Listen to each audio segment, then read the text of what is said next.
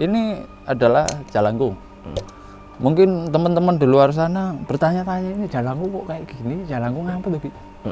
Ini dari tulang manusia. Bagaimana caranya benda yang mati ini bisa hidup? Bisa hidup dan bisa menembus alam dimensi waktu atau lorong dimensi dari yang tak kasat mata. Sebagai jembatan saya untuk mengetahui jagat lelembut itu seperti apa sejatinya.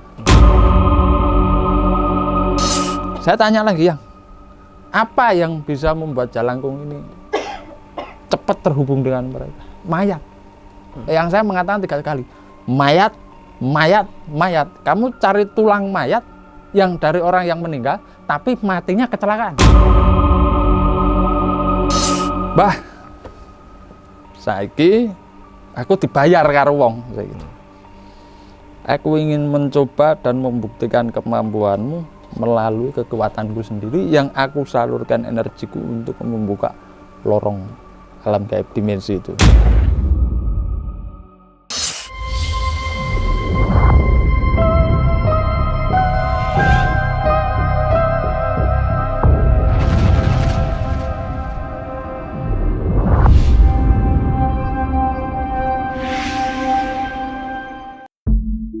Aki bawa sesuatu nih ke studio Ganjel. Oh, pastinya Mas. Iya. Saya kalau kesini nggak bawa yang horor-horor, bukan saya namanya. Iya. Biar itu loh, biar netizen saya tuh semakin apa iya sih, masa sih, apa iya ke Arjuna apa gini. Iya. Biar makin nguteh. Iya. Semakin kamu nguteh, semakin saya banyak pulusnya.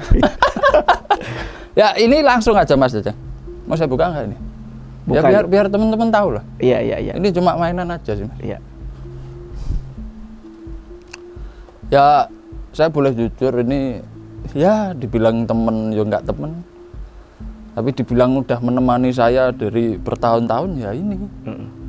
Ini yang menemani saya dalam kisah dunia persantetan. Aduh.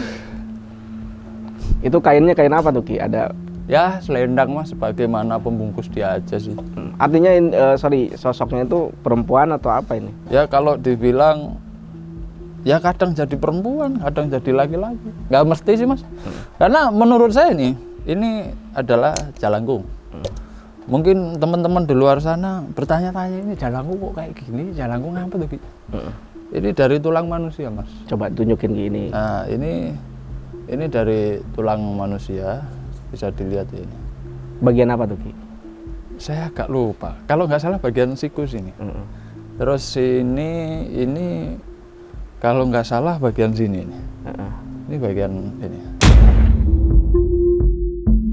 Nah, proses dapat tulang itu gimana? Wah, ini panjang banget Mas sejarah kalau dikulik ini.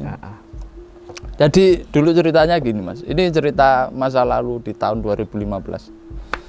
Karena dia menemani saya udah ya hampir kurang lebih 7 tahunan selama saya mengarungi dunia spiritual. Saya sebelum mendapatkan ini, dulu saya masih bertanya-tanya, apa sih, bagaimana sih caranya saya untuk menembus dimensi lorong gaib atau dimensi alam yang tak kasat mata tapi di zona kegelapan itu seperti apa.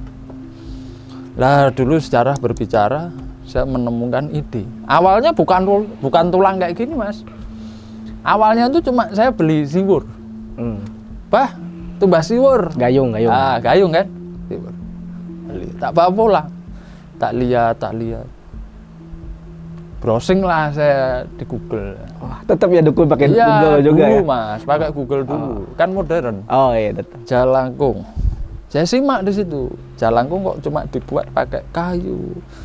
Ada juga tuh yang dari peninggalan mana tuh saya kurang paham. Pakai apa? Bajunya orang mati dan lain sebagainya. Kok kelihatannya nggak ini ya apa?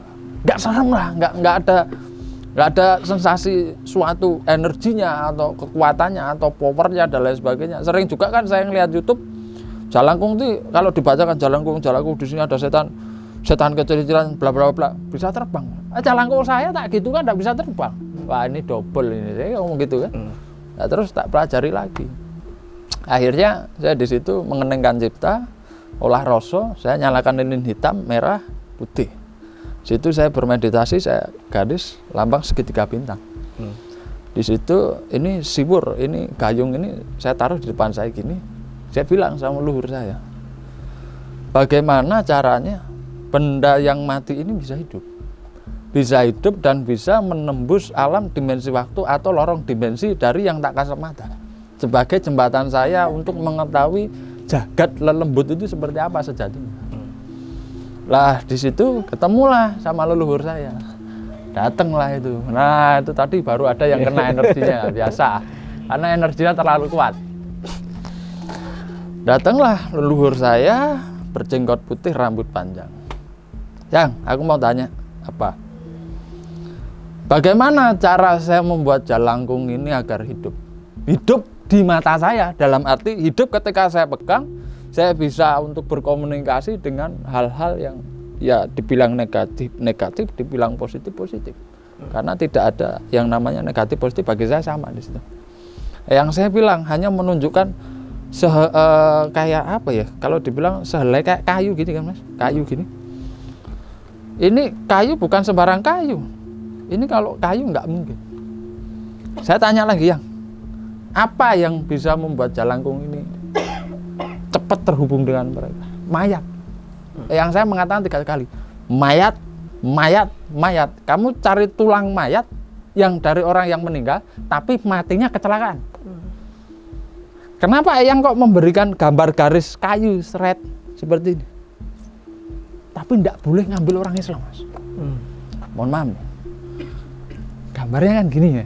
Saya nggak perlu nyebut ya seperti itu. Kamu cari orang yang meninggal kecelakaan. Pusing saya, Mas.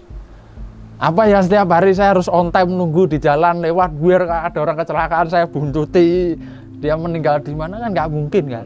Nah di situ sebetulnya saya masih berdialog ya. Kalau saya nyari tulang orang yang kecelakaan itu mustahil kalau saya dapatkan. Sekarang di mana, carinya di mana? Pas waktu malam bulan purnama ketemu Jumat Kliwon, Mas. Tempo dulu ini. Saya disuruh sembahyang di depan rumah. Rene, kamu siapin bunga, sesaji, kopi, teh, kamu duduk di sini. Kamu tak kasih tahu. Ada satu tempat yang harus kamu gali, harus kamu ambil. Ini punya siapa yang? Tapi sebelum saya bermain kain kafan, tali potong, itu sebelum main itu, Mas. Saya sudah mendapatkan ini. Awal cerita saya datengin makam itu. Ya ada di suatu daerah, saya datengin makam itu. Dan saya dulu mengambilnya ini memang mudah, Mas. Karena di situ ada pemindahan jenazah, ada pemindahan makam. Ya ada sedikit lah untuk tukang gali kuburnya. Pak, mohon maaf Pak. Ini saya tanya, Mas, ini orang ini matinya karena apa? Iya, saya nggak tahu, Mas. Karena di sini ada penggusuran, ini terjadi pemindahan makam. Lah karena saya menuruti apa perintahnya mbah saya yang jenggotnya putih itu. Saya sibuan sing tiang. Iki apa dudu. Iki dudu. Kae dudu ya wes aku manut sing ndi. Aku menyerah, saya kan gitu. Sini, saya diganti. Kamu bilang sama tukang gali kuburnya, kalau ini ikut dipindah, kamu minta 2. Dan nanti gimana ya? Udah kamu minta 2, kamu kasih amplop 200.000. Itu tahun 2015. Tak kasih 200.000. Cepret. Beres urusan.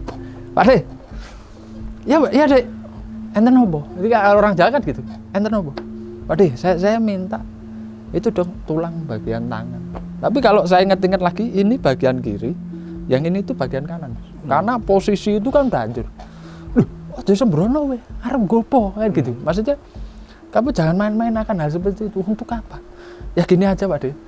Amit nyuwun sewu Pak De, ya tak gini kan Mas. Aku tak kasih 200, tak bawa pulang. Sampai di rumah saya bertanya lagi, Mbah, balung, kalau tak salib mau tak jadikan apa? Ini ya, tunggu, saya gelar kain hitam tuh di kamar saya, kalakan lilin lagi.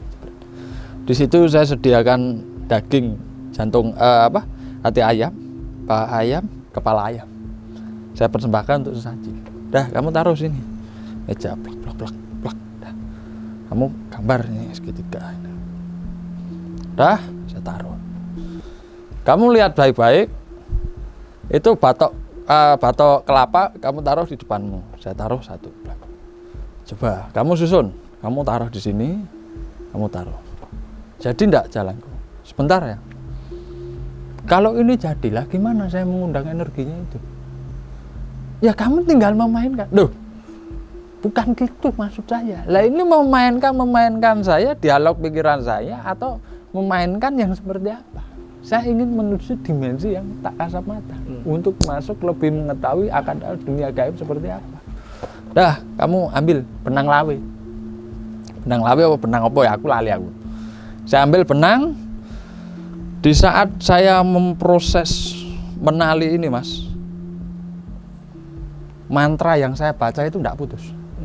Kamu setiap satu putaran benang ini, satu, berhenti, kamu baca mantra, putar lagi, berhenti, baca mantra, putar lagi, berhenti, baca mantra, putar lagi, berhenti, baca mantra.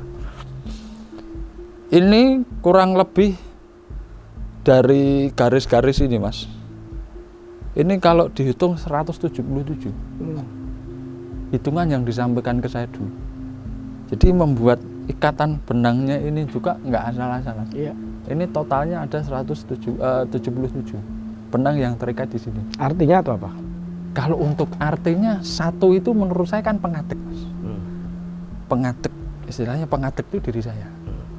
Pitu bisa diartikan pitulungan. Bisa memiliki arti makna yang panjang, Mas. Kalau dibilang angka 3 segitiga bermuda, papat padupat 5 panjer, 5 panjer awake dhewe, pitu pitulungane awake dhewe, dadi jembatane awake dhewe. Di sini memiliki angka yang sama. Dulu saya juga pertanyakan hal itu. Setelah itu saya gambar segitiga lagi, Mas. Di atas ini saya tulis angka 1, di sini angka 7, di sini angka 7. Jalangkung ini saya taruh, saya kasih bunga. Saya ingin menemui dimensi waktu atau dimensi yang tak kasat mata yang menjadi penghubung. Ketemu saya, Mas. Terbukalah alam gaib itu. Ya mungkin para orang-orang netizen kalau mengatakan saya mau halusinasi, mau apa, itu terserah mereka. Kita bicarakan bebas. Ya. Di situ saya ketemu yang namanya, akhirnya mulai dari situ saya kenal iblis, saya kenal sebangsa jin, saya mengenal pesugihan, lalu potok dan lain-lain. Itu kan mengikuti. Ini sejarah kelamnya seperti itu. Dan dalam selama ini peranan dia ini sangat penting sekali buat saya. Contoh gini, contoh nih, ibarat saya mau nyantet masnya nih, baju putih itu saya ambil. Sukma itu akan saya kunci di sini. Seketika jalangkung ini saya jalankan. Saya ambil truk nih, ini bahasanya truk. Saya adegankan seperti ini, dia akan mengalami tabrakan yang seperti itu. Walaupun truk ini hanya mainan, ini kan memiliki filosofi, itu seperti itu. Jadi jalangkung ini sebagaimana jembatan penghubung untuk dalam dunia persantetan. Tapi beda versi dengan versi saya atau versi para tokoh spiritual yang lain, saya nggak tahu. Kalau versi saya sendiri memang ini saya gunakan untuk praktek pesugihan bisa, dunia santet bisa, apapun bisa. Pertama kali dipraktekkan waktu itu, Ki, gimana, Ki? Keberhasilannya? 100%, Mas. Gimana ceritanya, Ki? Orang sampai kerasukan, Mas. Sampai dia nggak sadarkan diri. Saya juga bingung dulunya di sini.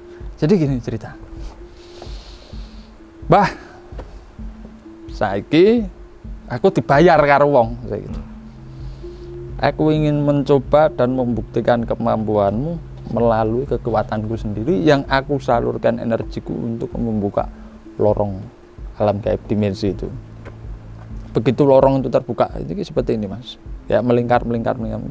Saya masuk ke situ, terbuka, muncullah beberapa raja jin ketemu dengan saya. Jalangkung ini bisa gini, Mas. Ketertok loh ini, nggak terbang loh. Kalau terbang itu palsu, saya nggak tahu. Coba oh, berarti ini terhubung. Setelah terhubung, saya menyediakan foto ayam cemani, saya gigit pakai gigi saya mah, kayak gitu kan. Darah saya kucurkan di sini, saya garis. Ini orang yang mau saya sakiti. Cantrek saya datang, baiklah. Slek langsung, Mas, kesurupan dia. Wah, sebekus nggak jelas itu, dia udah lepas kontrol. Karena di sini dia dapat mengundang makhluk-makhluk yang memiliki sifat energi negatif, positif akan menjadi satu, menjadi tumpuan satu wadah di sini. Dia mengundang, blang. Setelah itu awalnya saya masih ragu akan benda yang saya ciptakan sendiri. Tapi setelah saya mempraktekkan dalam waktu kurang lebih 4-5 bulan, target yang saya tuju tewas. Tewasnya kenapa tuh? Karena saya membuat skenario Jalangkung ini saya jalankan seperti ini. Pertama saya jatuhkan di ini loh air got. Saya jatuhkan seperti itu. Jadi Jalangkung saya gini kan, saya jatuhkan. Saya ambil lagi. Terus saya ambil truk itu, saya gini kan. Ya saya coba semua mas. Terus saya jatuhkan dari tingkat. Saya pukul pakai kayu. Saya hanya ingin mengetahui apa yang terjadi pada target yang saya lakukan seperti itu. Tetapi alangkah saya bingungnya gini. Apa yang saya lakukan eksperimen saya kemarin dengan apa yang terjadi? Diagnosa dokter itu sakitnya bagian lambung. Ya cuma saya pukul, saya gini kan. Paling kalau saya iseng, saya gini kan, atau saya pukul apa, saya buang atau saya centelin biar dia kedinginan. Tapi di sini ada foto. Ada foto yang saya gantung. Ini Jalangkung saya gantung di atas pohon. Kadang saya putar-putar seperti ini. Biar pusing gitu. Ya pikiran saya kan biar pusing. Kalau saya gini-gini kan dia rasanya nggak enak ya. Biar mual atau apa. Namanya juga kan berimajinasi di sini. Siapa tahu itu berjalan sesuai keinginan saya kan berarti saya tinggal menjalankan orang kan saya enak saya sendiri. Tapi di situ yang saya temukan beda. Ada juga sisi di mana dia ada luka, dia terjatuh. Oh berarti itu memang ada. Ada efek yang terhubung di orang itu. Tapi ada efek gak buat Aki sendiri? Aki kan sudah... Ada mas, setiap kali saya pegang ini jujur badan saya gak enak, greges. Saya kayak orang masuk angin. Tadi contoh juga, mbaknya ini tadi kan muntah-muntah. Jadi flu nih. Kok jadi flu beneran dah? Energinya nggak enak mas, terus terang. Saya sendiri kalau habis pegang ini, saya biasakan langsung saya cuci tangan. Karena menurut saya mas, dalam dunia gelap, persantetannya terutama, kalau kita nyantet orang, ya kamu harus pakai media dari tubuh orang itu. Bukan berarti orang yang kita tuju, terus kita pakai bagian organ tubuhnya, enggak. Kita harus pakai, ya kita pakai tulangnya, atau kita pakai kain, atau pakai apa, yang berhubungan dengan langsung dengan manusia itu sendiri. Oke. Aki sebagai dukun santet, otomatis kan biasanya suka ada perperangan santet juga ketika Aki nyantet orang, mungkin orang itu berobat ke dukun lain juga. Sering mas. Itu gimana Ki? Ya apa ya, bagi saya itu resiko untuk saya sih. Resiko sebagaimana ya bisa dibilang juga karma ya. Karma kita nyantet orang, kita bantu santet orang, akhirnya dia disembuhkan sama orang, santet itu dikirimkan kembali, tapi kan bukan kena ke kita, tapi kena ke orang yang meminta tolong pada kita. Ya kita harus tampangin dia. Ya kita juga bertanggung jawab. Sering juga mas, rumah saya dar. Pernah saya dilempar sama keris celundrik segini. Itu siang bolong mas. Ada pohon kayu besarnya sepaha saya ini, patah tanpa sebab. Angin besar, wes. Di sini kan banyak pohon bambu. Nancep di situ, saya samperin. Ki, pohonnya jatuh sendiri. Oh enggak apa mas, coba saya cek. Saya datang, saya tarik mas, keris itu segini. Nah saya bilang, oh alah mbah, matamu itu kok gak roh. Mohon maaf, saya gak kasar, saya bahasa gitu. Aku naik gini gede, gitu. Pamfletku gede. Kok kamu ngirim kok ngelemparmu di sebelah rumah, maksudmu apa? Karena waktu itu di bawah pohon itu ada mobil di situ mas, mobil pasien dari situ. Dia mungkin dilempar karena mungkin meleset ya, karena di situ ada perlindungan juga, perisai-perisai yang saya buat untuk melindungi keluarga atau hal terlalu santet, dia nyerangnya ke samping. Pernah juga jam 12 malam, duer kayak itu dicari enggak ada. Berubah jadi kerutukan pasir, kerutuk, udah sering. Tapi orang yang minta tolong sama Aki nyantet, ada ini nggak sih resiko ketika misalnya saya pengen minta tolong santet, resikonya apa? Ya ada, macam-macam resikonya, tergantung permintaannya dulu. Tapi lebih tepatnya saya gini mas. Contoh nih, umpama si mas nih minta saya, Ki, tolong santetin si A itu. Jawaban saya satu, kalau kamu masih bertanya resiko ke saya, kamu nggak usah nggak usah ingin membalaskan dendammu atau kamu ingin nyantet seseorang itu. Kalau kamu saya katakan resiko, ya kalau resiko itu sama yang saya katakan, kalau tidak. Kalau resiko itu akan berbalik 100 derajat tidak seperti yang saya sampaikan, apa kamu siap menerima? Karena setiap resiko kan masing-masing, Mas. Iya. Ada yang tahu-tahu demam tinggi. Ketika kita, contoh gini, ketika saya mengirim penyakit pada si korban, sebelum penyakit itu masuk dalam korban, orang yang menyuruh saya ini akan merasakan dulu, Mas. Karena sebagai jembatan pertama. Apakah sesuai yang kamu minta orang itu akan mengalami penyakit seperti ini, rasanya seperti ini? Itu yang sering terjadi seperti itu. Ada juga yang merasakan sakit gua tahu semuanya. Setelah cuma 3 hari, 4 hari dia akan mengalami efek itu. Setelah efek itu hilang, akan menuju ke target. Dan selanjutnya apa yang kamu minta akan saya sesuaikan. Jadi resiko itu bisa diminimalis, bisa dibesarkan, bisa juga disesuaikan atas apa yang jadi permintaanmu. Karena kita ada perjanjian dengan sebangsa jin juga. Seperti itu. Oke, Ki, sekuat apa sih Jalangkung yang Aki miliki ini? Bisa dicoba, Mas. Kalau untuk menguji kemampuan dia sih, ya akan saya sesuaikan aja. Karena bagi saya, ya itu tadi, kekuatan Jalangkung tidak bisa ditakar, Mas. Semakin banyak lorong dimensi di sini, atau semakin banyak energi negatif di sekitar sini yang dapat saya undang, jadi akan meliputi energi itu juga. Bisa dibuktikan, Ki? Bisa aja. Nanti bisa dipanggilkan siapalah yang untuk mencoba memegang saja lah untuk merasakan energinya atau kekuatannya dia.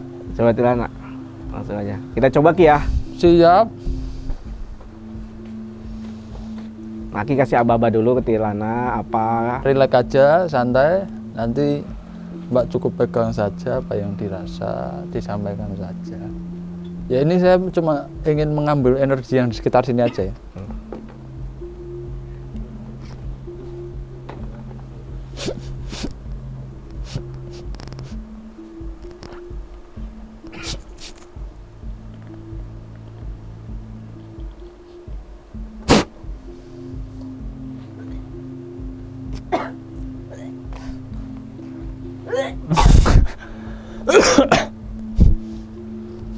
Nah, ini sudah merasakan energinya ya. Apakah mau dilanjut lagi? Karena kelihatan dia nggak kuat ya. Jila masih oke. Kok nangis? Ini agak saya sisihkan dulu ya. Karena energinya yang saya tarik energi negatifnya sekitar sini. Mau dipegang, Pak? Atau mau lanjut atau gimana? Boleh. Gue silakan.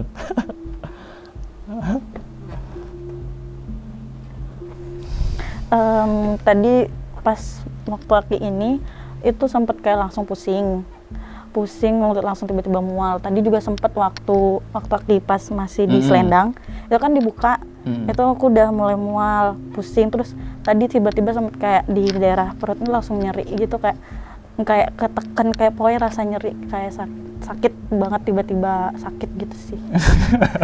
Itu kenapa, Ki? Efek apa tuh? Ya itu efek dari energi negatif ini, Mas.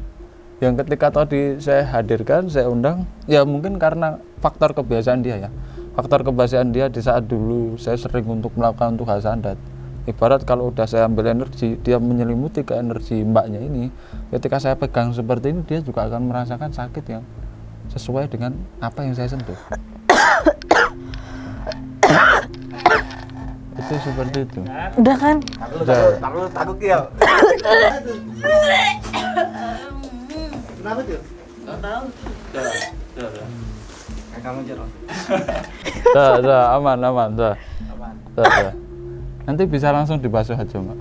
Basuh tangannya, dibersihin biar energinya tawar. Ya salah satu itu tadi, Mas. Tadi kan sempat pegangannya agak saya kencengin kan. Dia langsung menyengkeram energi, jadi dia rasa ditekan di bagian perut, akhirnya dia pengen muntah. Ini kalau saya lanjutin, efeknya dia akan pingsan. Kalau ini saya ketuk kepala, dia akan langsung kerasukan. Karena di sini kelihatan mata itu saya puyeng, rasanya gitu, kayak muter gitu. Iya, ngambang gitu.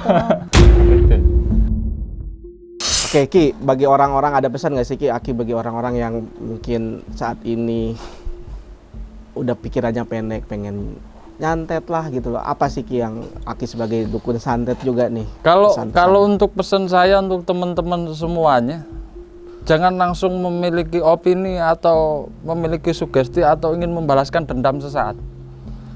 Karena ketika kalian membalaskan rasa emosionalmu, membalaskan dendammu, membalaskan kamu menyantet dan kamu mengeluarkan uang ratusan sampai puluhan juta rupiah, kamu hanya akan mendapatkan hasil yang dalam dirimu saja. Kamu hanya akan puas.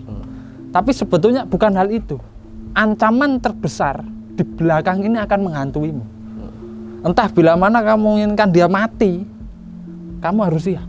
Akan arwah ini akan menghantuimu seumur hidupmu. Dan bila mana kamu ingin melakukan pembalasan dendam, ya balas dendam itu yang bagus saja. Ibarat kamu dulu disepelekan, wah kamu itu cuma pecundang, kamu itu cuma pengemis, kamu itu cuma, tunjukkan bahwasanya kamu bisa sukses sekarang. Ya. Jangan kamu balaskan dendam itu dengan rasa amarah, rasa keangkuhan, rasa ingin membunuhnya, menyakitinya, itu bukan solusi.